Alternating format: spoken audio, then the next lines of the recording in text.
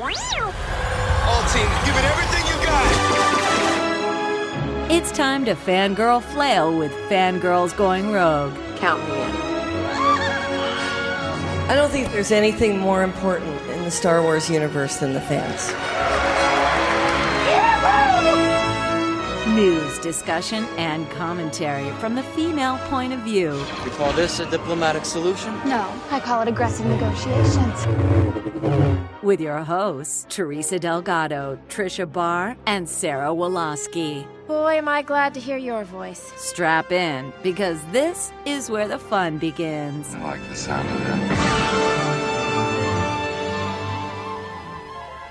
Ladies and gentlemen, welcome to the live Star Wars Celebration Europe Star Wars Report and Fangirls Going Rogue show. Make some noise, celebration! Woo! Yeah, awesome. Seriously, guys, thank you so much for coming out to the show today. We've got a great show for you. We're going to be talking Rogue One. We're going to be doing a character discussion. I can't even think I'm that excited. But we're going to do a really fast introduction for you guys, and we're going to get straight into it. Star Wars Rogue One. I'm Riley Blanton. I host the Star Wars Report podcast. I'm not from around here, and I'm very confused. But I'm also super happy to be here, and even more happy that you were able to come out to the show today. Seriously, thank you so much for coming, and I couldn't be more excited to have some really great guests here. Let's start with my sister, Sue. He has a sister. I do it every time. Every time. We get lunch, and I'll just be like, well, we're ordering Subway, and that's what I say. Bethany Blanton, welcome. Hello, everyone. I'm glad to be here.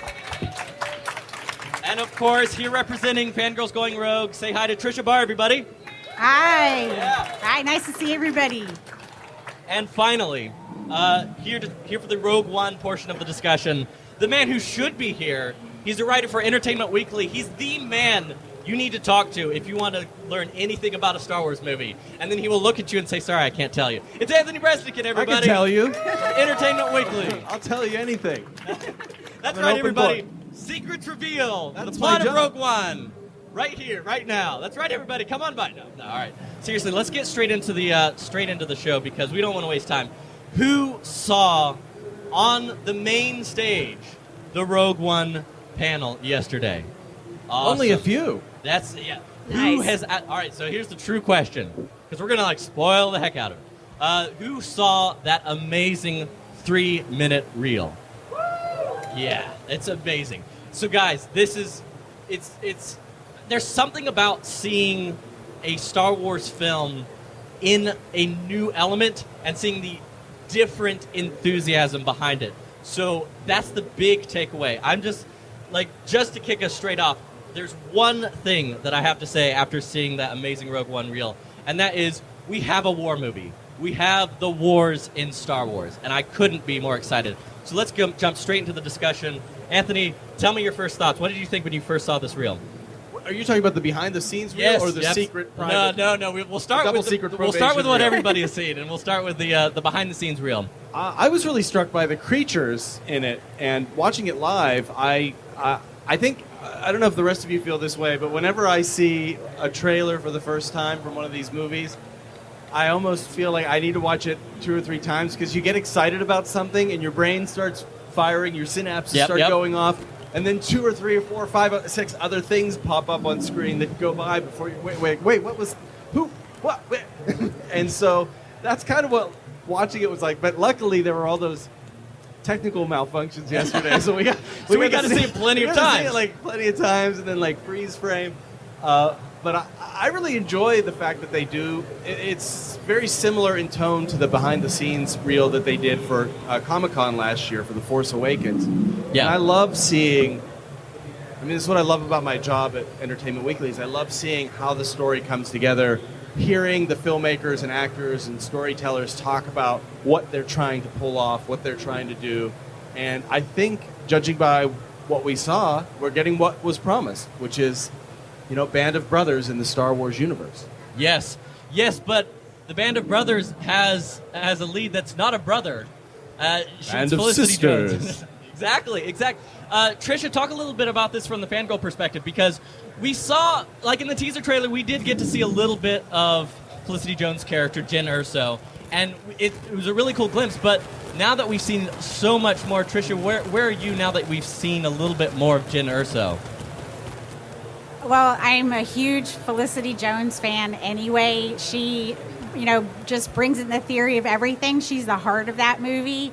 And you look at some of the shots of her in action that we got to see, and she was put through it, apparently. There's going to be some really gritty action. But what struck me was the visuals. It's Star Wars, but it's nothing like we've ever seen. The stormtroopers in the water, just the look of them in the fighting in the war. Even Hoth didn't feel like that. So I just felt like it was something totally new. And that was the thing I was afraid of, but I was really excited after I saw it.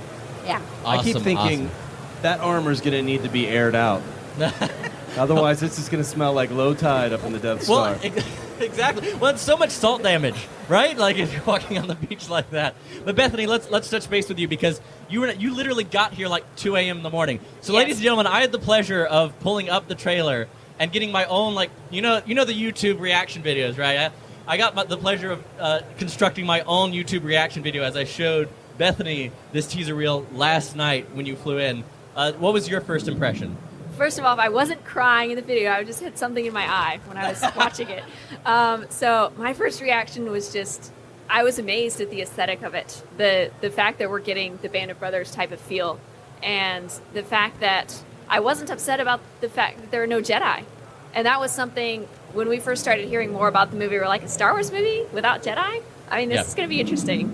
But I think getting a different kind of Star Wars film will open up a lot of possibilities in the future that I'm really excited to see. Yeah, absolutely. Well, let's get into the nerdy and the nitty-gritty details. Couple things that jumped out to me. Dude with the 50mm machine gun was laughing. Was like, yeah! That was a great moment. And I think that is representative of something that you really got a sense of, like, and I keep calling this, but this seems to me it's like the Vietnam planet. You see the sand, you see the beaches, you see like even... I don't know if that was a tank he was inside or another vehicle, but it looked like the inside of a Black Hawk helicopter, and like he's operating a machine gun. And there's something about that. Who's had a chance to actually go by the Rogue One costume exhibit? Yeah, so you see, if you haven't been, you have to make it up there because that aesthetic that we're talking about visually, it's very much present there in the costumes itself. Anthony, talk a little bit about the aesthetic of the movie because I feel like, and tell me if you agree with this, we're getting confirmation of this very different style of Star Wars film where they are feeling free to not be too constrained by the saga films. Well, yeah, I mean, and you're talking in terms of the way they shoot the film? Yeah, just the visual style. Well, Gareth Edwards built a lot of sets in 360 degrees and costumed the crew so that if necessary they could swivel around, do some handheld shots. I think it's gonna be a different type of cinematography. The language of the story is going to be different. And I'm looking forward to seeing how that looks when it's all put together in one piece. But I also loved going through and pausing it later, watching it on my computer later, is being able to pause it because there are a couple of split-second images of just, I don't know if they're creatures or people. Some of them are masked, so you can't really tell. Some of them are humans, but they have interesting eyes or tattoos and markings. And I think we saw a lot of Jedha. We don't get any Jedi, but we get Jedha, this planet that is sacred to this faith, that we're starting to see the Force as a religion. And Jedha is this sacred planet to people who follow the Force, but there's something there that the Empire wants too. And I think that's a fascinating dynamic. I don't know that we've ever heard of really the Empire being Imperial, lowercase I, moving in and just saying, here's what we're doing. We're taking your resource, and we don't care if this is a sacred place. We're just going to take it. That's an interesting conflict to set up. One with real stakes, and one I think our own world can relate to. Yeah, absolutely. Tricia, talk a little bit about that, because I think especially when it comes to what we saw with the Jedha, it's this odd order that seems to worship the Force, that there's a sense of that this is an order that understands that mystical force that surrounds us and binds us together. But it's certainly not the Jedi rather. It's this different force. Pun absolutely 100% intended. Well, I mean, and we see the Jakku villagers they worship in the Force Awakens. They follow the ideas of the Force, but they can't use it. That's true. You're talking about the brief glimpse. Did you see the character with the really blue eyes? Yeah. Yeah, and I'm woman. thinking too back to Onderon, the blue, because they're all blue-eyed characters. We know Saw Gerrera's in this movie with Forrest Whitaker. He doesn't have the blue eyes. I'm thinking he did in back in the day in the Clone Wars, so they'll work that out. But but that's what I remember, the visual. And also when they were casting the Jakku villagers, they were casting for light-eyed actors, so those really light blue eyes. They kind of stuck out at me as how is that there going to be interconnectivity. That's the kind of things that get my brain really kind of going. But it's interesting because the Jedi are they going to be able to survive without people believing in them? So they have these people that believe in what they're doing that make what they do possible. All right, I have a question for all of you who saw it in person and were in the panel. In the, I guess it's not quite a trailer, but in the trailer, you do get the sense that this is a Band of Brothers style war movie. Did the entire panel give you the idea that a lot of these characters might not make it to the end of this movie? We're getting a lot of head nods. Yeah, no, that's the thing is that That's war. It's war. And I think depending on how it's done, it's tough in a universe like Star Wars, where we have characters like Anakin Skywalker, Obi-Wan, Princess Leia, these characters that we've spent decades getting to know. It's an enormous challenge. Let's just say hypothetically, if you've had a very high-profile death in a theatrical Star Wars film, if it's going to be difficult to follow that up to actually get Star Wars fans attached to these new characters. Anthony, I'd love to kind of hear, because you've really had the chance behind the scenes to kind of get to know some of these characters, talk about them, and do you see that potential for us to really fall in love?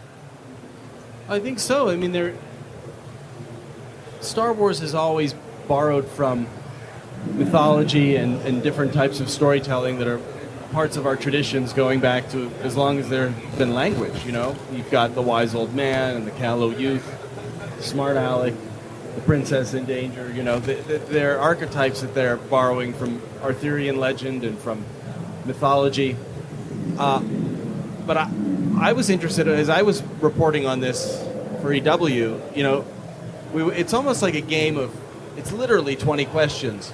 You know, you get Kathy Kennedy on the phone, and I think she made that joke. She's like, this feels like sort of like Balderdash or something, where you're trying to guess the word or password. Because I'm like, okay, so, you know, Donnie Yen's character, and I think the names had already leaked out at that point, so I was like, okay, we have this guy, Chirrut, and then she would give me the last name, and I would say, okay, well, who is he? And she would say, he's a blind monk, but he follows the Force.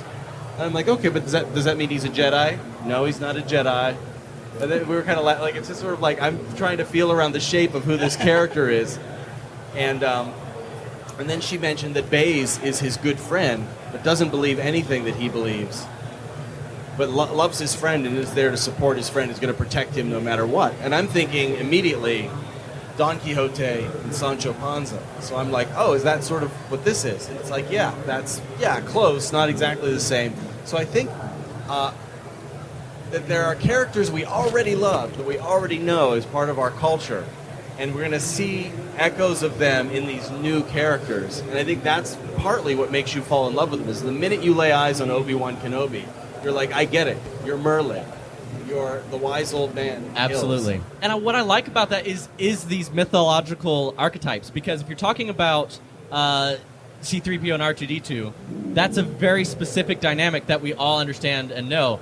But it's very difficult, at least from what we've seen so far, for me to really make a connection, a direct comparison with two characters, with Baze and Chirrut.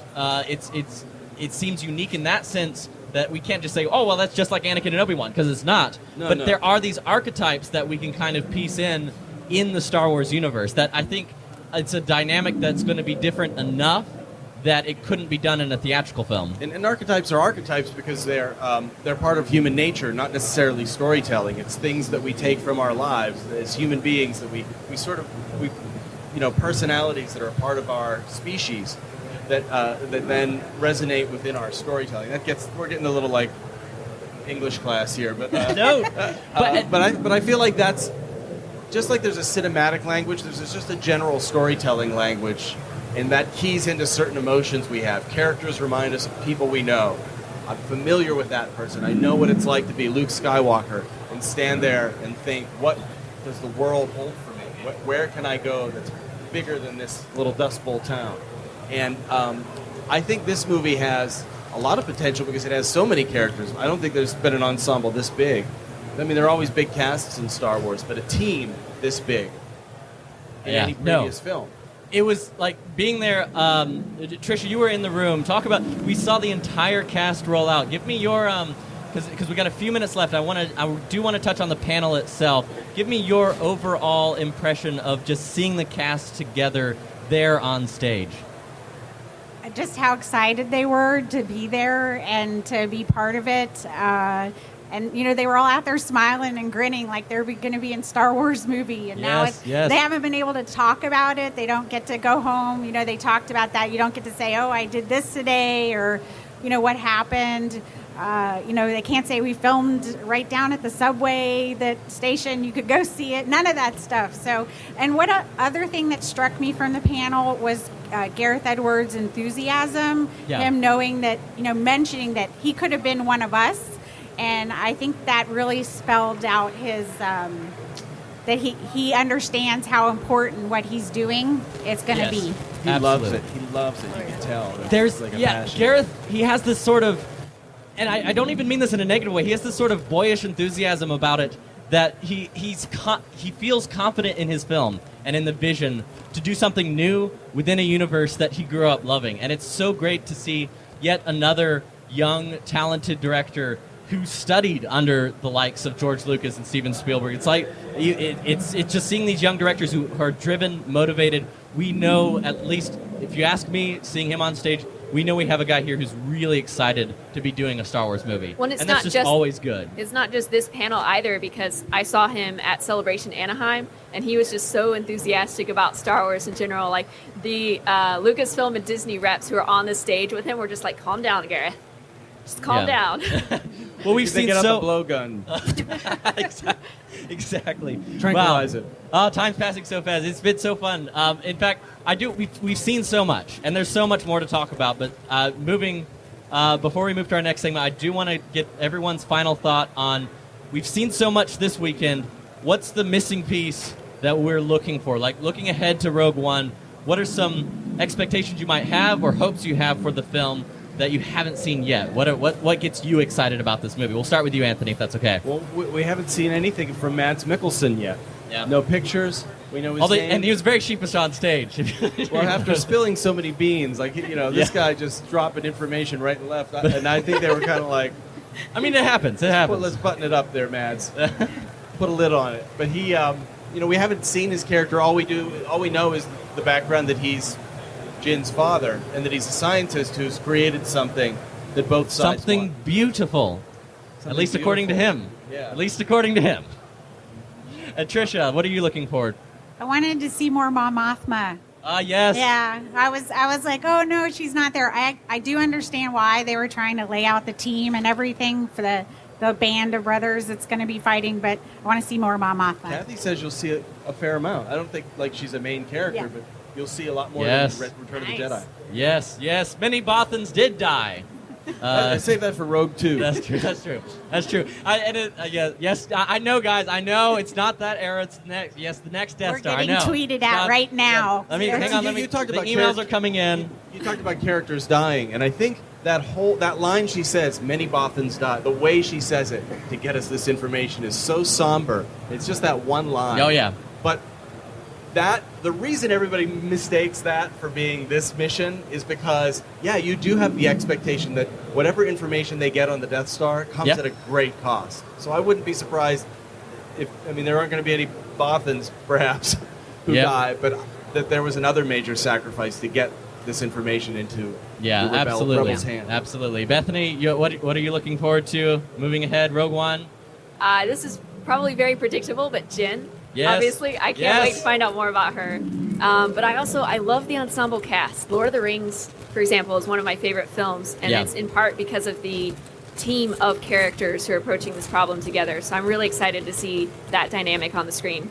Yeah. No, absolutely. Yeah, when it comes to Rogue One, I kind of said it at the beginning, but it can't be said enough because I feel almost guilty about this, but this is a Star Wars film that I started in the back of my mind building up a lot of expectations for, because I love the concept of getting experimental, fun, spin-off, have nothing to do with the saga films, because this is the chance to shine in a theater. It's great to read Death Troopers, it's great to read some of these amazing comics and books that have come out, but to go to a war movie that's a Star Wars movie, I was really, really hoping here at Celebration that we would get that full sense, because that teaser trailer is very limited. It's very traditional in the Star Wars sense, but here, just like seeing Jyn Erso standing there in what I'm just going to keep calling the Black Hawk, just with the hand hanging onto the leather straps so that she doesn't fall out, and just smiles with a smirk on the side of her face, and it's like, may the Force be with us. I'm like, you just did it better. She did it better than Sam Jackson, and that's hard to do. So yeah.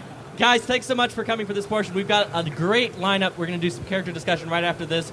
But say thank you so much to our guest, Anthony Breznican, for coming on. Anthony, thanks so much, man. Thanks for having me. We did it!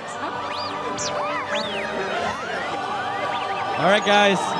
We have a great treat for you and some amazing guests for the next portion of the show. And for that, I want to turn it over to the host of Fangirls Going Rogue, Tricia Barr. Thank you.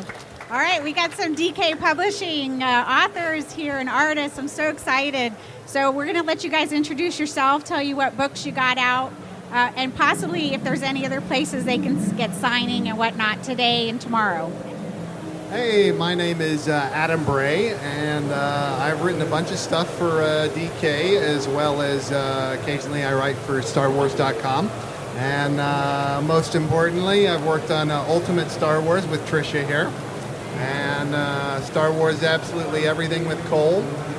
Cole and I also have Lego Chronicles of the Force that's out this summer. I do the Rebels visual guides and a bunch of small little readers, and have some more stuff coming out in the fall as well. And I'm Cole Horton. I work with Adam on Star Wars Absolutely Everything You Need to Know, Lego Star Wars Chronicles of the Force, some other fun, exciting things in the future, and I actually wrote the commemorative guide for the show here this weekend. So if you pick that up in the store, I worked on that. Hi, I'm Kemp Remillard. I'm an illustrator, and I illustrated the Cross-Sections book for TFA.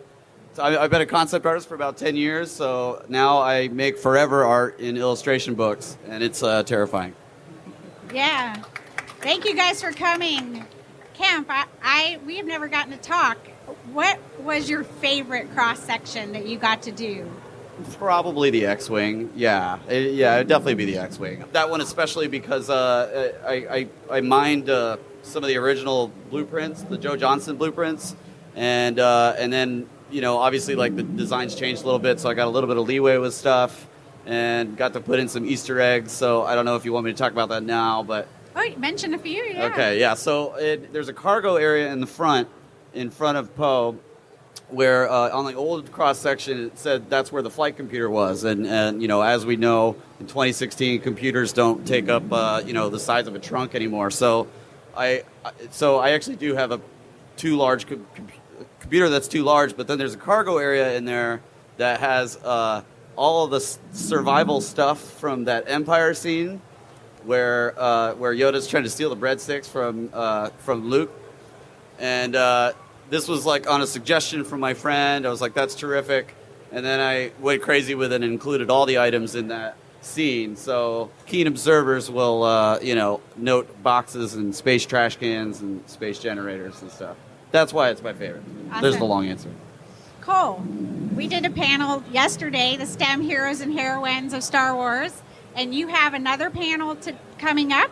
I do. So we've got 2 panels. I have 2 panels. So tomorrow, Adam and I will be on stage at the behind-the-scenes stage. We're going to be talking about absolutely everything you need to know about DK Star Wars books. So we'll talk a lot about the behind-the-scenes of how does a book that promises to tell you absolutely everything you need to know, how do we do that, right? That's a huge promise. And as writers, that's a big task.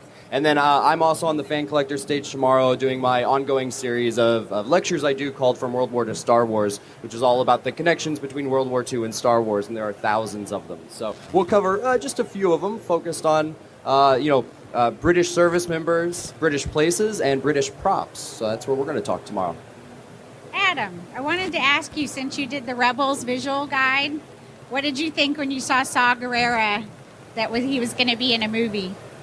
That was really awesome. It's, as someone who loves the Clone Wars, it's so cool. I mean, it's really, I don't know, it reaches my heart, to see characters like that come into the movies.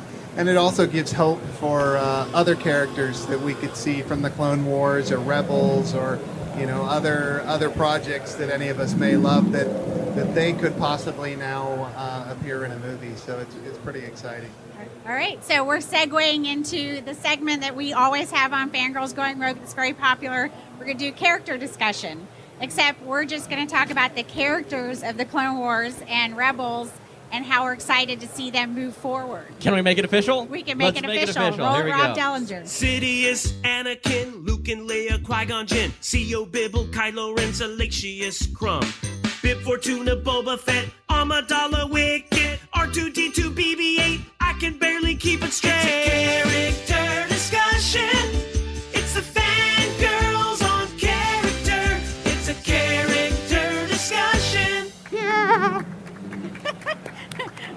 we had that. So I'm gonna ask the questions. You guys can jump in and answer them. So we just mentioned Saw Gerrera, and we saw the interconnectivity where Ahsoka came up into Star Wars Rebels. Yeah. So for all of you guys, let's just think about it, talk about it. What character are you excited to see move up out of the Clone Wars? We had quite a few. That, Hondo, Rex, Ahsoka, which one's excited and where would you like to see them go? So we'll go down to Bethany. All right, so again, this is probably pretty predictable, but Ahsoka, I love her. Yes, exactly. And I really want to see what Ahsoka does outside of the Jedi Order, because she was not a part of the Jedi even after the Clone Wars. So I almost think that she's more at home with what's going on than Kanan and the rest of the crew, perhaps. So I'll be really interested to see her move from, in our minds, kind of the Padawan role to really being a teacher and somebody who really knows what's going on. Did anybody here go to the Ahsoka panel yesterday? Yeah, I heard there were tears shed, but a lot of hope for her in the future. So it's available. You can check it out, and there's some great artwork, so I recommend that. So Kemp, how about you? So, I haven't seen the Clone Wars. Right. I really want to know what young Admiral Piet was like, though. He's a jerk. So, That's fine. You can go forward and backwards, but no, that's cool. Cole? One of mine is fairly obscure, but Lux Bonteri. I think that character is the right mix of, there's still a lot to explore. Right, so it leaves room for future storytelling, but he also comes from the right place as far as a story I want to see. Right, he was nobility. But he lost during the Clone Wars. Right, essentially he didn't win. He didn't come out of that very well. And so what does that do to him as he grows up? And he was of the age that he could grow up right into some of the coolest eras in Star Wars. Right, and actually be an adult that had a pretty rough go at it as a kid. And now he's going to have that chip on his shoulder. That would be my pick if I could choose. Adam? Of course, it goes without saying Ahsoka, but Darth Maul, I'm really excited about seeing how he continues. I think the season finale of Season 2 was probably one of the greatest episodes of Star Wars ever. So I'm really excited about this season. But I think for somebody new coming in, I'd really like to see what happens to some of the kind of the Jedi stragglers that might still be around, the last remaining few that haven't been wiped out. Like the Jedi younglings, we were set up with them late in the Clone Wars, and I think there's a good opportunity for storytelling to talk about what's maybe happened to maybe one of those if they're still around. 'Cause we had Luminara Unduli in the first season, but we haven't really addressed that in Rebels yet about some of the others. So I hope we'll see some of that. Awesome. Riley, do you have? I'm voting for more Hondo. He can be in everything. Yes. But just because he lightens the situation, even when it's a little bit dire. Let me tell you, Hondo I'm a big fan of the Hondo, but I'm gonna cheat. I'm going last, so I'm doing it anyway. Ladies and gentlemen, I want everyone to think about just what happened. While Adam was talking and just mentioned the word Ahsoka, the entire behind-the-scenes stage just erupted in applause. So I think that's a sign because, listen, we all like Ahsoka. You guys don't understand. We all love Ahsoka. Let me just tell you, as we're watching that last episode of Season 2, I'm just remembering being that, cynical, 15, 16-year-old kid watching the first season of Clone Wars being like, we had to know about this whole Padawan thing. And I'm sitting there, I'm a proud, well, not anymore, but I was once a proud, masculine man, and I'm reduced to tears as we see her walk, and the visage disappears, and I'm, looking at my TV screen going, no, what happened? And I'm like, Dave Filoni, he may not be anywhere near my house, but I'm like, Dave Filoni, where are you? Let me know what happened. And I'm so sad I missed the panel yesterday, but I'm so glad to hear that she, through the passion of the fans, is getting the recognition she deserves. So yeah, Ahsoka. Sorry, we're all gonna keep saying it, but yeah, absolutely. Ahsoka. Yeah. Exactly. Did you guys all see the Rogue One teaser sizzle reel yet? Yeah, I saw the Sizzler reel. Yeah, sizzle reel. All right. So not just characters, but also we have things. We have different. One of the things I noticed from the Rogue One costume exhibit is that if you're used to seeing the animation and they always use the cubes and everything because it was easier to render, there are cubes in the costume exhibit. So that's what they brought that forward from the visual look. So we also have vehicles that we would like to see, not just from the animation, but from the first 6 movies that we'd like to see expanded. We saw the walkers on the beach, and now they have, they're modified. So Kemp, is there anything that you would like to see maybe from the other movies that would be modified, developed as far as a ship or?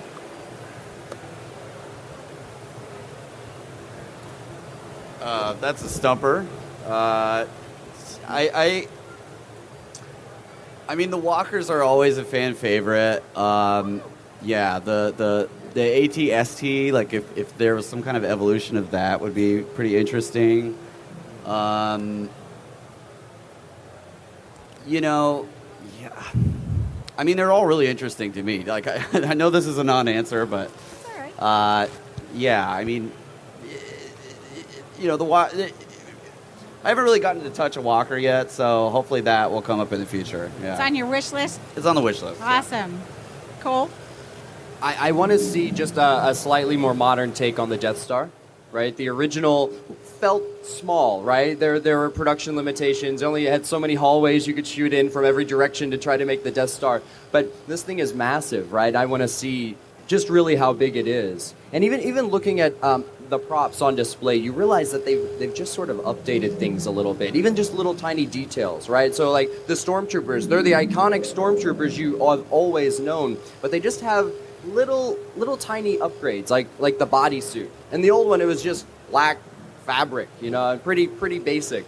Now they're actually ribbed, and there's so much more detail, and you only know it when you really look at it. But it helps it, right? Kind of just feel a little more modern. I want to see the shopping mall in the Death Star. Yeah. Where they can they have to shop, they have to get stuff, and everything's in one color, 2 colors, Was that the last piece of the second Death Star that they hadn't finished yet? The Emperor will be disappointed if Target is not available. That's what I want to see. Adam? Yeah, I think rather than cameos of technology or aliens or things that we're familiar with, I'd like to see a little bit more revealed about the cultures of some of the creatures and the people. So show us an Ithorian spaceship, and show us something that would be particular to what's Greedo's species. Rhodian. Rhodian, yeah. Show us some specifically Rhodian artifacts or something that's particular to alien species to shine a light on their cultures and just develop that more. If I could, I wanted to say real quick. I really I've always loved that scene where the Rebel fleet is jumping into hyperspace in Jedi, like right before the giant battle. And if I'm not mistaken, there was a scene like that in TFA that was cut or something like that, which was I don't. This is not any insider information or anything, but that expanding the Rebel fleet and the frigate was always really interesting. It had really interesting shape. The Rebels had all of these it's like a hodgepodge fleet, and it'd be really cool to see that developed more because we all know what the Empire's standard ships kind of look like. But the fleet on fleet battles, I really hope they ramp that up soon. Awesome. I'd like to see more speeder bikes, different kinds, different evolution, swoop bikes, stuff like that. Things that we've heard of in stories and never seen too. So there's a lot way to go. Riley? I've always wanted. I always like creative use of technology, regardless of what you think about them. I am one of those kids. The first Star Wars film I ever saw was The Phantom Menace. That's right. Everybody looks at it. Everyone eyebrows are raising in the background. But yeah, I mean that was the age I was, and I absolutely loved the Gungan technology because it was weird. It was giant space water balloons, and it was great. So I love seeing that kind of weird technology evolve and new versions of it. So what I'd really love to see in the future of Star Wars is just new creative uses of technology interacting with what we already know. And there are moments even in some of the old Republic trailers when you see an ancient Jedi catch a lightsaber with a force movement we've never seen before. That's the kind of thing that I'd love to see in the future. Bethany, I saved you for last because you always have the best answers. Oh, I don't know about that. I guess for me, I would love to see more use of the Force in ways that we haven't seen before, just to kind of go off of what Riley was saying. But and I know I'm being a little nerdy here when I say that what I've seen in video games or the TV shows or the trailers for the Old Republic or in the Old Republic video game, those things are so cool. And I would love to see that on the big screen. And I know not all of them can translate well, but for example, in the Force Unleashed games, I would always max out all of my lightning powers immediately. I don't know what that says about me as a person, but it was a lot of fun. Stay away from Bethany. So who out here is going to the Rebels? Going to see Rebels later today? Yeah, excited for that.